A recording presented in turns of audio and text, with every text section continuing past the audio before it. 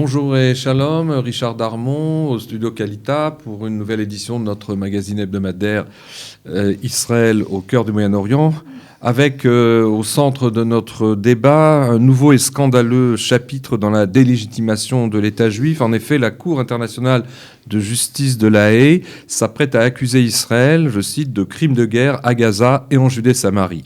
Aboutissement des démarches forcenées de lobbying des ONG, des groupes palestiniens initiés depuis des années auprès de la Cour de justice pénale de La Haye, acquise d'avance, il faut le dire, aux arguments de tous les tiers-mondistes de la Terre, les déboires d'Israël devant cette instance, pourtant incompétente en la matière, ce qu'on verra tout à l'heure, ne font que commencer une démarche partisane et grossièrement anti-israélienne qui a aussitôt soulevé dans le pays une vague d'acerbes critiques de la plupart des partis politiques. Adoptant les recommandations finales de sa procureure générale, Fatou Bensouda, ex-ministre de la Justice en Gambie, ce tribunal international a accepté donc le 19 décembre dernier une requête de l'autorité palestinienne demandant l'ouverture d'une enquête approfondie pour crimes de guerre contre l'État d'Israël dans 3 dossiers. La conduite de Tsahal durant l'été 2014, pendant son opération Tsuketan, bordure protectrice contre le Hamas de Gaza. Deuxièmement, ses répliques dites disproportionnées contre les marches du retour organisées depuis mars 2018 par le Hamas chaque vendredi sur la frontière de Gaza.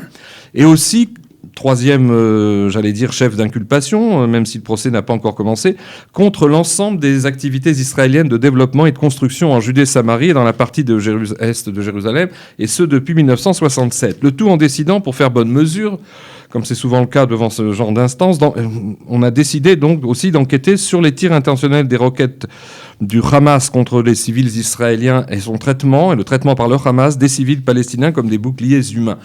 Il s'agit en fait d'une pseudo-symétrie visant à dissimuler l'aspect partial de cette initiative anti-israélienne en voulant la cacher derrière la feuille de vigne d'une scandaleuse équivalence morale entre Israël et le Hamas. Écoutons donc la déclaration officielle faite par Fatou Bensouda le 19 décembre dernier. J'annonce aujourd'hui qu'après une étude indépendante et approfondie de mon bureau, il y a matière à ouvrir une enquête à plusieurs niveaux sur la situation en Palestine, et car tous les critères nécessaires pour cette investigation ont été réunis. Avec nous dans le studio, Maître Léon Rosenbaum, shalom. Shalom. Léon, vous êtes avocat au barreau de Jérusalem, vous l'avez été longtemps, pendant presque 40 ans, et aussi cofondateur en 1990, à mes côtés, de l'édition française du Jérusalem Post, un titre francophone qui vient malheureusement de disparaître voilà quelques mois pour des raisons financières, après presque 30 années de parution. Vous dirigez aussi et animez le site en français d'analyse et d'opinion, Source Israël, en un seul mot.com. Alors Léon, avez-vous été surpris quant à vous par cette décision de la Cour internationale de justice pénale de La Haye de suspecter, puisqu'on en est simplement au stade des suspicions et de l'enquête, mais de suspecter Israël de crimes de guerre? Alors évidemment, avec le développement du tiers-mondisme à travers le monde, et en particulier qui se cache derrière les questions d'écologie, c'est un mouvement profond qui a saisi la planète et dont, par conséquent, qui ne devrait pas nous surprendre. Mais malgré tout, cette fois-ci, on est allé tellement loin dans la violation du droit, tellement loin dans la négation du droit, que oui, j'ai été surpris. Alors, comment est-il possible que je distingue pour ma part 5 chefs de violation du droit? Par la procureure générale. Simplement par cette intervention que nous venons d'entendre. D'abord, le mépris du droit international public. Parce que la Palestine n'a jamais existé et n'existe pas comme État, tout simplement en termes de droit international public réel. Par parenthèse, si vous permettez, pour les auditeurs l'ont peut-être relevé d'eux-mêmes, dans sa déclaration, dont on n'a entendu qu'une minute des 4 minutes qu'elle dure, le Fatou Bensouda ne prononce pas une seule fois le mot État d'Israël ou Israël, ne parle que de Palestine. Donc vous avez tout à fait raison de le souligner aussi. Oui, mais elle le fait pour des raisons claires, puisqu'elle n'a pas elle sait parfaitement que Israël ne peut pas être attrait devant la Cour.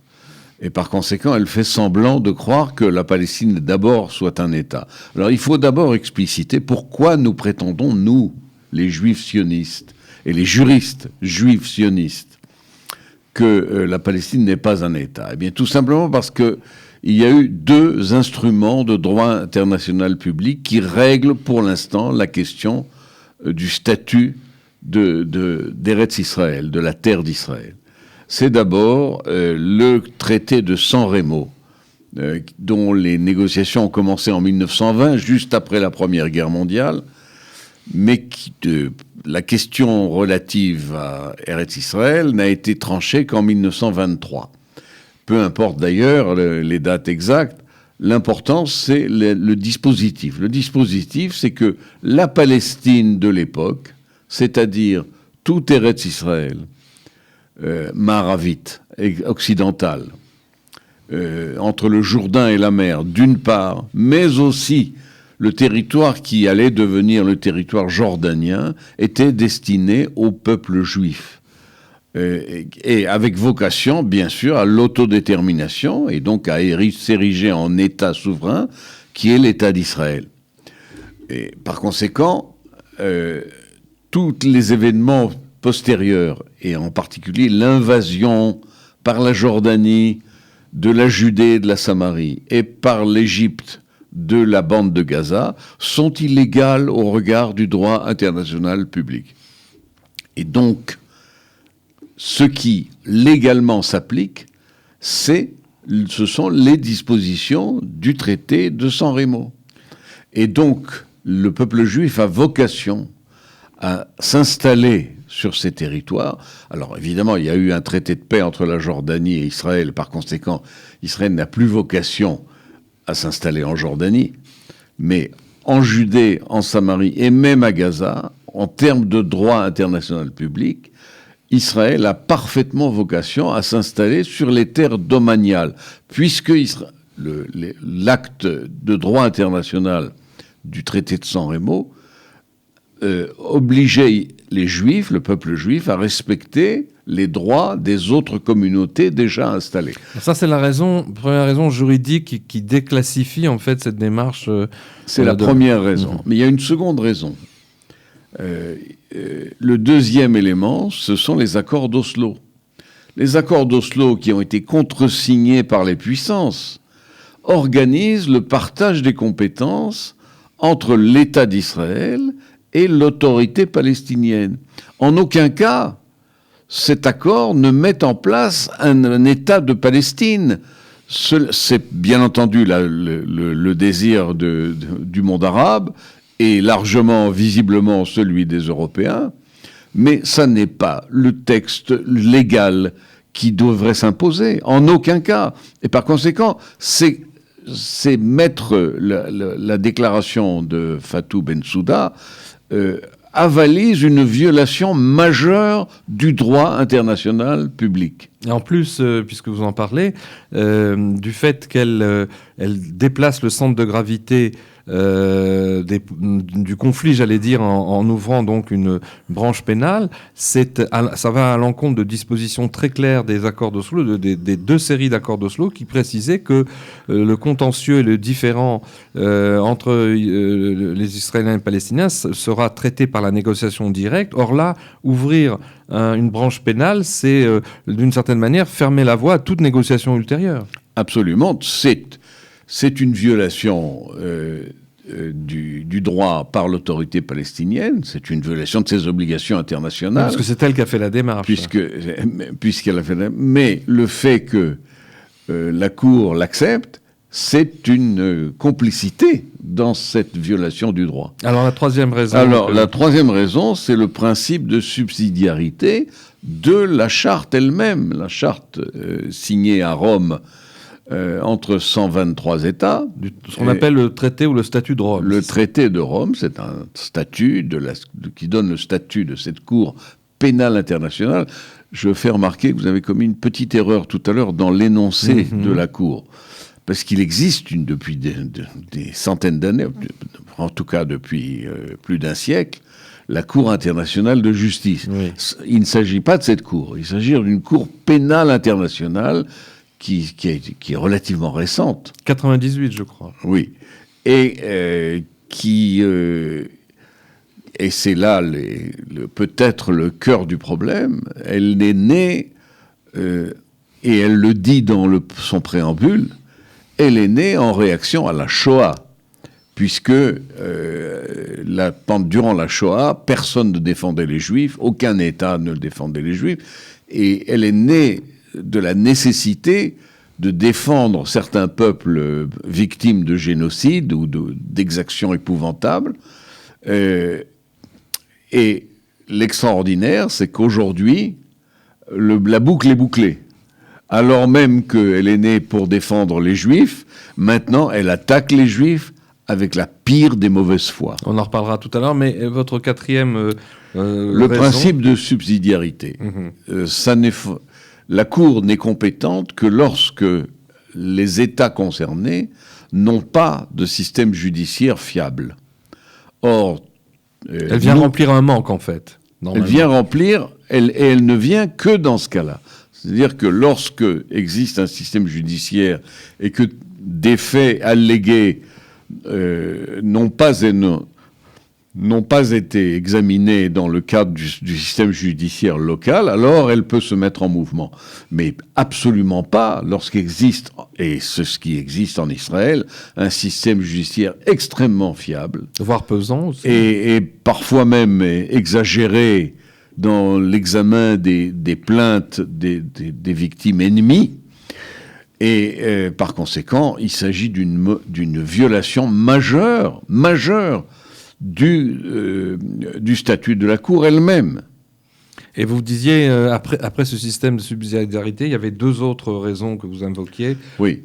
Alors, une autre raison qui est le mépris de la Convention elle-même, puisque Israël et les États-Unis ont délibérément quitté ils l'ont signé au départ, mais ils ne l'ont pas ratifié. Au départ, tant qu'ils imaginaient que la Cour allait respecter ses propres statuts, eh bien, il y avait une raison d'y adhérer, mais en voyant ce qu'elle devenait, c'est-à-dire un instrument politique anti-américain et anti-israélien, ces deux États ont décidé de quitter. À partir du moment où un État a quitté, il ne peut plus être attrait devant cette Cour. Et par conséquent, il y a là aussi une violation des statuts de la Cour et délibérée. Oui, mais elle le sait, Fatou Bensouda, puisque dans sa déclaration, elle ne prononce pas une seule fois le mot État d'Israël et Israël. Elle parle de Palestine, d'où l'ambiguïté de cette démarche. Absolument, c'est exactement ce qui se passe. Nous sommes en pleine ambiguïté et en pleine violation du droit. Non, alors le dernier point que je voulais soulever, c'est la complicité des États d'Europe qui financent à grands frais des organisations terroristes qui prennent parfois le visage de lobby auprès de la Cour. Et par conséquent, nous savons parfaitement qu'il y a eu des manœuvres considérables pour que la Cour se déclare compétente, en dépit de tout, en dépit de toutes les violations que je viens d'évoquer. Et par conséquent, il y a là une responsabilité énorme des pays européens comme la France, les Pays-Bas, les pays nordiques, dans le financement de ces violations, de cette dénaturation des buts de la Cour, qui au départ était tout à fait honorable. Alors, vous considérez, pour résumer votre analyse, que la Cour donc n'est pas compétente en aucune manière pour faire cette démarche. D'autant ont insisté certains juristes aussi que l'un des trois chefs de suspicion, et pas encore d'inculpation de ce qui pourrait se passer ensuite contre l'État d'Israël, c'est qu'il y a les activités de peuplement et de développement en Judée-Samarie et à Jérusalem, dans la partie est de Jérusalem, qui ont commencé bien avant la création de la Cour. Or, il y a quand même une jurisprudence qui dit que la Cour ne peut pas, s'occuper d'affaires qui datent d'avant sa création. À partir du moment où vous violez le droit sur un point, puis sur un autre, puis sur un autre, puis sur un autre, plus rien ne vous arrête. Eh bien, nous sommes là, à la veille d'un développement extrêmement périlleux, extrêmement dangereux, qui évoque d'autres époques et d'autres régimes. Il semble de surcroît que la procureure générale Fatou Bensouda, qu'on a entendu tout à l'heure, qui est donc ex-ministre de la Justice en Gambie, cette même ministre qui vient de décider donc d'ouvrir cette triple enquête contre Israël au nom des pseudo-idéaux humanistes de la Cour de la Haye, n'a pas rien sur la conscience puisqu'elle couvrit elle-même de 98 à l'an 2000, justement en tant que ministre gambienne de la Justice, les méfaits sanglants du dictateur Yahya Jammeh après son coup d'État militaire de 1994. Donc elle est mal placée pour donner des leçons d'éthique. C'est le moins qu'on puisse dire. Quand vous participez d'un régime sanguinaire et que vous couvrez les méfaits d'un dictateur, votre stature morale peut légitimement être remise en question. Et la mise en scène que nous avons vue tout à l'heure et que nous verrons encore d'une juge qui se déclare objective et prendre ses décisions en toute objectivité, c'est extrêmement dangereux parce que c'est vraiment utiliser à mauvais escient le prestige d'une organisation internationale de grande ampleur, incontestablement, pour violer le droit et pour attaquer le peuple juif et l'État d'Israël. Eh bien, nous allons à nouveau écouter un extrait, la fin de la déclaration de Fatou Bensouda, qui amène aussi un trait intéressant. En prenant cette décision, j'ai demandé à toutes les personnes concernées de la Cour de se mettre au travail de manière très rapide pour pouvoir prendre une décision concernant ces 3 violations en Palestine. Et j'espère que ce processus va permettre de mettre au clair une situation dans la mesure où ce qui est essentiel, c'est de défendre la situation des victimes.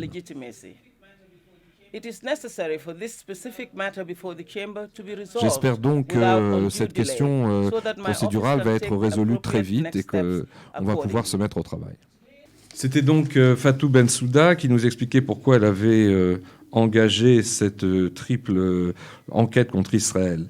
Une réaction intéressante, évidemment, c'est celle du Premier ministre israélien qui a tout de suite après déclaré ceci. C'est un jour noir pour la vérité et la justice, a dit donc le Premier ministre Netanyahou, en vilipendant ce qu'il a appelé cette décision scandaleuse dépourvue de toute base factuelle et juridique, et d'ajouter « Cette Cour n'a strictement aucune compétence pour être saisie par une organisation comme l'autorité palestinienne, une entité qui n'a pas le statut d'État souverain, car il n'y a jamais existé dans l'histoire un quelconque État palestinien. » En fait, continue Netanyahou, la procureure générale de ce tribunal international, Fatou Bensouda, a décidé de faire de sa cour un instrument politique de délégitimation contre l'État d'Israël. Elle a aussi superbement ignoré l'histoire et la vérité quand elle a prétendu que les activités des Juifs vivant dans leur patrie ancestrale, la terre de la Bible, constituaient des crimes de guerre, entre guillemets. Nous ne resterons pas silencieux, a conclu le Premier ministre, et nous ne courberons pas la tête devant cet outrage. Nous continuerons de nous défendre haut et fort face à cette parodie de justice. Fin de citation. Alors Léon Rosenbaum, nous continuons l'analyse de ce tournant dans, j'allais dire, dans la délégitimation d'Israël, un tournant dont on disait qu'on nous ne surprenait pas, mais d'abord il comporte de sérieux risques de dérapage, comme vous l'avez signalé, et pourtant on aimerait essayer de comprendre de manière plus profonde en quoi le fait qu'on saisisse une Cour internationale de justice et qu'il y ait une sorte d'acharnement judiciaire contre Israël est quelque chose de très pernicieux qui nous rappelle des temps immémoriaux très peu glorieux de l'histoire européenne et universelle. D'abord, pour répondre à votre question, il me semble qu'il faut d'abord examiner de plus près les articles de la charte que cite Madame Fatou Bensouda. Elle parle de l'article 19.3 de la charte. Que dit l'article 19.3 de la charte ? Il prévoit que lorsqu'il y a refus, contestation de la compétence, et que, parce que si j'ai bien compris, il y a déjà eu une décision de cette Cour de ne pas juger les questions relatives au conflit israélo-palestinien. Ouais. Et par conséquent, l'article 19.3 prévoit que lorsqu'il y a des circonstances particulières, un changement notable des circonstances, pour dire exactement le terme de l'article, alors oui, se justifie un réexamen de la question. Or, il n'y a absolument rien de nouveau. Tout ce sur quoi se fonde l'autorité palestinienne est totalement nébuleux. Il n'y a rien de particulier qui justifierait que la Cour, d'un seul coup, puisse faire fonctionner sa compétence. D'autant qu'ils invoquent les activités israéliennes en Judée-Samarie, dans la partie est de Jérusalem, c'est des activités qui durent depuis des décennies. Depuis des décennies. Maintenant, l'article 12.2a, qu'elle cite également, c'est-à-dire prévoit un État sur le territoire duquel le comportement en cause a eu lieu. Or, nous revenons au même sujet. La Palestine n'est pas un État et par conséquent, faire semblant d'avance, traiter d'avance une question aussi capitale en droit international, comme si elle était réglée, c'est-à-dire comme s'il n'y avait pas de discussion sur l'existence même de l'État de Palestine, c'est prendre parti d'une manière indécente.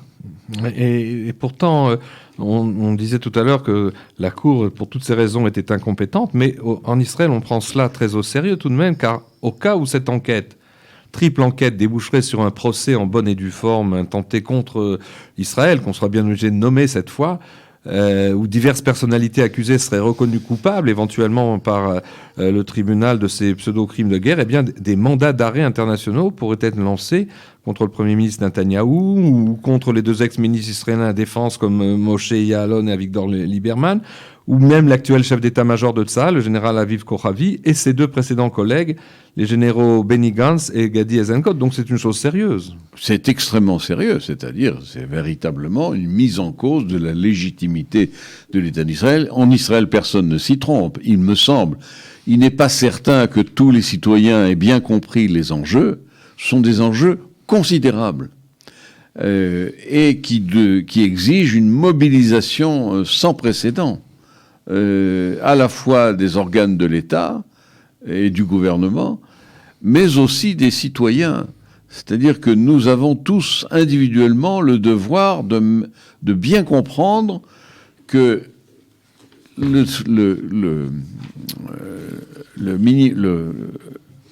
dénominateur commun de toutes ces violations, c'est toujours la même. C'est la mauvaise foi. À partir du moment où vous êtes de mauvaise foi, tout devient possible. Et il faut, de ce point de vue, rappeler comment les nazis ont imposé, à partir d'une constitution tout à fait démocratique, comme celle de la République de Weimar,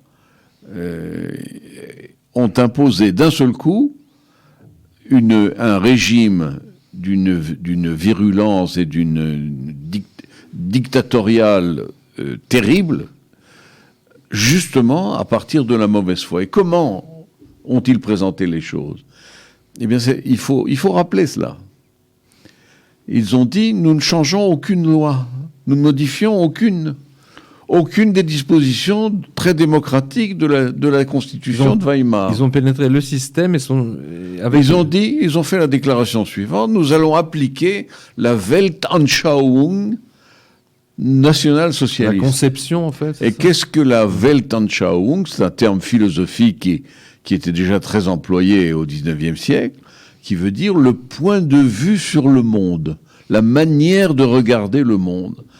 Et en réalité, tout simplement, à partir de maintenant, c'est la mauvaise foi. Si vous êtes contre nous, vous êtes un ennemi du peuple, vous êtes un ennemi de la loi. C'est très simple. Eh bien, malheureusement, ce qui vient de se passer, et cet appel, cette déclaration de Madame Fatou Bensouda, c'est la même chose. C'est la première fois que, d'une manière aussi virulente, s'exprime la mauvaise foi et la violation des textes et la manipulation des textes. il y a là la porte ouverte à, bien sûr, la délégitimation d'Israël, mais ça va beaucoup plus loin. Quand on délégitimise un peuple et un État, on sait jusqu'où ça peut aller. Et nous, les Juifs, nous sommes la deuxième génération après la Shoah, eh bien, nous avons parfaitement conscience des conséquences possibles de cette délégitimation. Mais justement, tous ces arguments intéressants qui viennent pas tout de suite à l'esprit quand on ne regarde que télévision sans approfondir, en fait, ne font pas bouger a priori pour l'instant cette cour, puisque Fatou Bensouda a déclaré à la fin donc de l'une de ses phrases, sans jamais vouloir reconnaître l'énorme travail de lobbying à son égard de nombreuses ONG palestiniennes directement financées par plusieurs pays européens. Elle a eu cette phrase tout à l'heure: il n'existe pas de raison substantielle de croire que cette enquête, donc elle a décidé de lancer, ne servira pas les intérêts de la justice. On retrouve là ce que vous dites, c'est-à-dire c'est au nom de la justice qu'on mène, la justice qui est une valeur universelle a priori, qu'on mène en fait une enquête et qu'on déclenche une action qui est dirigée contre le peuple juif et son État.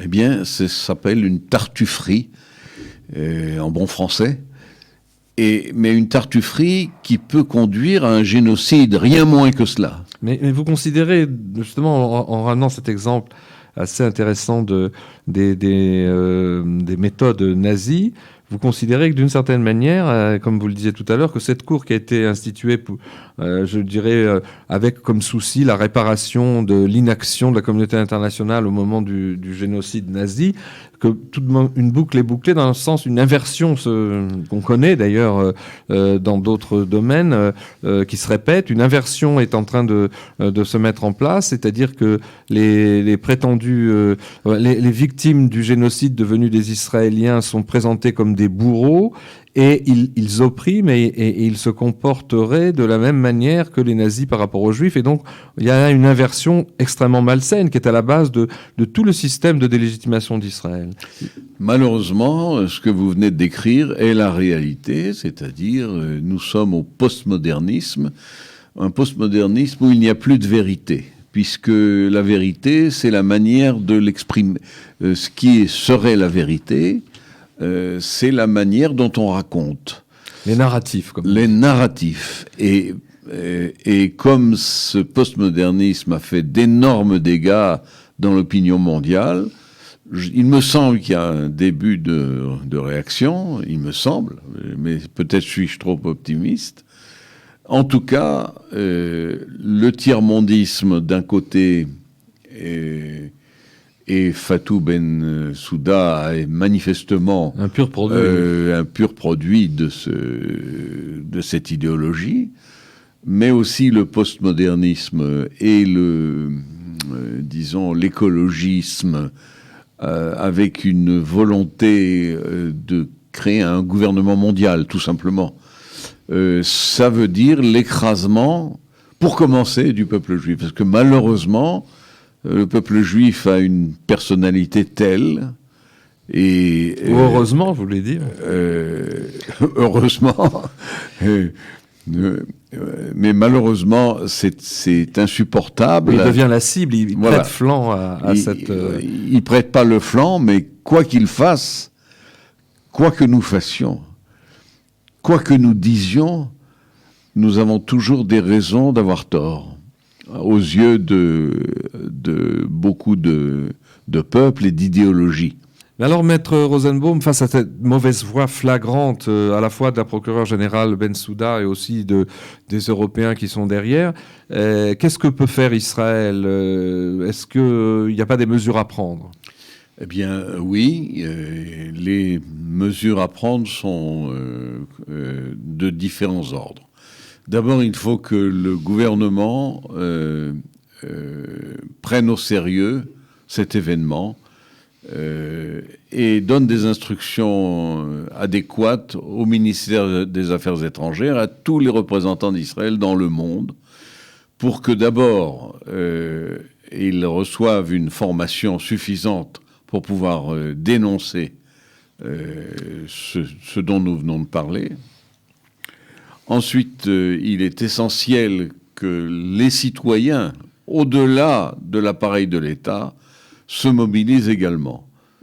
Et c'est à ce propos que j'aurais souhaité lancer un appel aux avocats israéliens francophones pour qu'ils constituent une task force pour que cette réaction se fasse aussi en français, puisque la francophonie dans le monde a un certain poids, en particulier en Afrique, et ce serait bien que nous puissions intervenir en Afrique. Cela pourrait avoir une influence sur Madame Fatou Bensouda. Et en l'occurrence en Europe aussi, puisque la cour se trouve à La Haye. Et en Europe, bien entendu, parce que en général, Israël s'exprime en anglais. C'est très important, c'est capital. Mais il est aussi important que nous puissions nous exprimer en français et marquer des points dans ce domaine. Et pour ça, le travail à faire est immense. Au titre des mesures à prendre, je voudrais citer la proposition de plan en 5 points qui a été faite dans la presse et sur Internet par une experte politique israélo-américaine, Caroline Glick, qui est une excellente éditorialiste et qui a suggéré au gouvernement de prendre plusieurs mesures. Tout d'abord, de nommer des experts gouvernementaux, éventuellement le conseiller juridique du gouvernement ou le procureur général, qui fait beaucoup parler de lui à l'intérieur, mais d'utiliser ses bonnes énergies, M.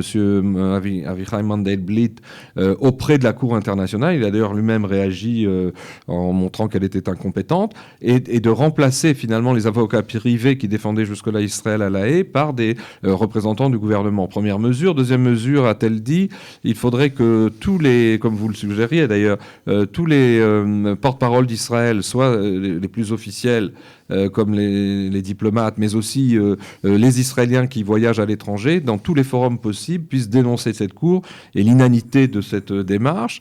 Elle proposait aussi qu'il y ait au niveau médiatique vraiment une espèce de contre-attaque forcenée d'Israël, en ne minimisant pas cette affaire. Et elle proposait aussi, si vous voulez, une reprise en main institutionnelle, en fait, par l'État de ce dossier, sans le laisser, disons, aller à volo, parce que, disait-elle, c'est tout à fait fondamental, et un peu dans les mêmes termes que les nôtres. Est-ce que vous pensez que c'est ça qui est à l'ordre du jour aujourd'hui, une contre-attaque forte de l'État d'Israël ? Là-dessus, il n'y a pas le moindre doute, mais je pense qu'on pourrait même suggérer d'aller plus loin encore. À savoir, vu les violations continues par l'autorité palestinienne de tous ses engagements dans le cadre des accords d'Oslo, eh bien carrément en finir avec l'autorité palestinienne. Bien sûr, pour cela, il faut avoir une politique déterminée. Bien sûr, il faut aussi avoir un gouvernement en état de fonctionner. Mais en tout cas, il faut bien comprendre que la démarche de Mme Fatou Bensouda est suffisamment grave pour que nous puissions nous autoriser à réfléchir, à aller jusque-là. Et donc, quelque part, changer de politique, non seulement en Judée-Samarie, où Israël est en passe d'être incriminé, alors qu'il s'agit de territoires véritablement juifs, et d'autre part, vous disiez, eu égard à l'autorité palestinienne, en l'occurrence. C'est le moment, peut-être, il faudrait en tout cas que la plupart des Israéliens comprennent bien que nous allons devoir arriver à un moment crucial. Et il ne faut pas attendre, certainement pas attendre, que tombent des condamnations du Premier ministre, du ministère des Affaires des chefs d'état-major, des chefs d'état-major, etc., pour réagir de manière radicale. Il ne faut pas attendre. Eh bien, écoutez, c'est sur cet appel pressant et non pas alarmiste, mais sérieux, que nous arrivons au terme de notre magazine de cette semaine. Merci de nous avoir écoutés. Merci Léon Rosenbaum d'être venu au Studio Kalita. Merci à vous. À la semaine prochaine.